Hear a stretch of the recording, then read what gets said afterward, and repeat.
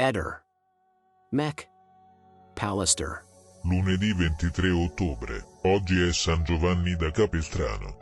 La frase del giorno è: un corpo nudo risolve tutti i problemi dell'universo. Accadde oggi, 23 ottobre 1929. Grande depressione. Dopo un costante declino nel mercato azionario, successivo al picco raggiunto a settembre, la borsa di New York inizia a mostrare segni di panico. Lo sapevi?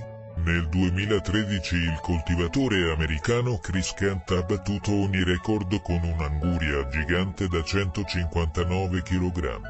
Ehi, non dimenticare di iscriverti a questo canale.